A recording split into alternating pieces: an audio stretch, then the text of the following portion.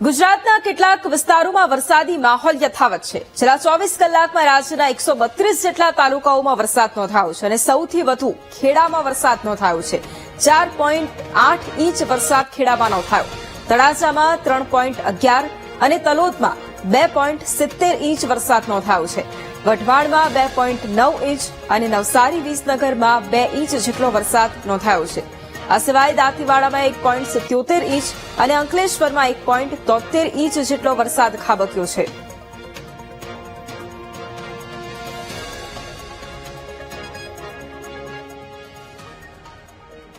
નવસારી શહેર સહિત જિલ્લામાં વરસાદી માહોલ જામ્યો છે।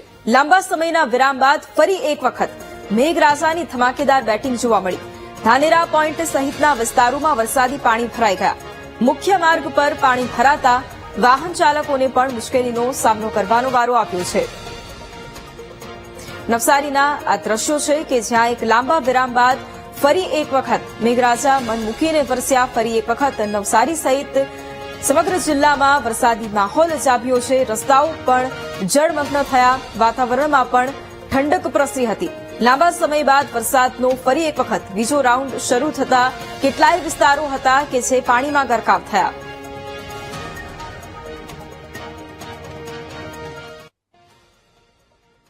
તો આ તરફ નવસારી શહેરમાં મેઘો મન મૂકીને વરસ્યો। ધોધમાર વરસાદથી નીચાણવાળા વિસ્તારોમાં વરસાદી પાણી ભરાઈ ગયા છે। શહેરના શાંતાદેવી રોડ વિસ્તારમાં વરસાદી પાણી ભરાયા। મુખ્ય માર્ગ પર પાણી ભરાતા લોકો પરેશાન થઈ ઉઠ્યા છે। નવસારી શહેર સહિત ગ્રામ્ય પંથકમાં ધોધમાર વરસાદ ખાબક્યો છે।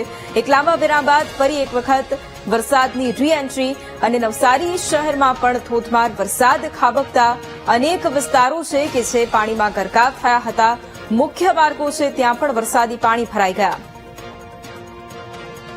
વરસાદના લાંબા વિરામ બાદ મેઘરાજાની સવારી નવસારી જિલ્લામાં આવી ચૂક્યું છે અને ગઈકાલે રાત્રિથી જ વરસાદે દે ધનાધન બેટિંગ કરી હતી, જેના કારણે શહેરના નીચાણવાળા વિસ્તારોમાં પાણી ભરાઈ ગયા છે, જેના કારણે વાહન ચાલકોએ અગવડતાનો સામનો કરવો પડ્યો છે।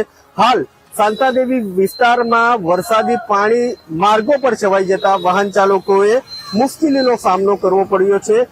ખાસ કરીને મેઘરાજાના લાંબા વિરામ બાદ ફરી મેઘરાજાનું આગમન થયું છે।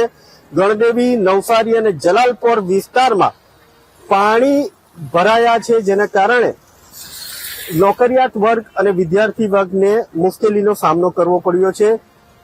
બીજી વાત કરવામાં આવે તો સુરત દાદા કેટલાક વખતથી ગરમી અને બફારાનો અહેસાસ કરાવ્યો હતો, તેનાથી આજે વરસાદ વરસતા ઠંડક પ્રસરી છે।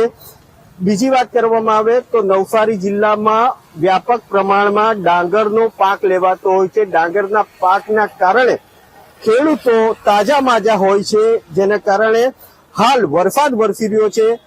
મોટા ભાગના ખેડૂતો પોતાની રોપણીમાં જોતરાયા છે અને વરસાદનો આભાર માની રહ્યા છે। Rakesh Solanki, VTV news, Navsari.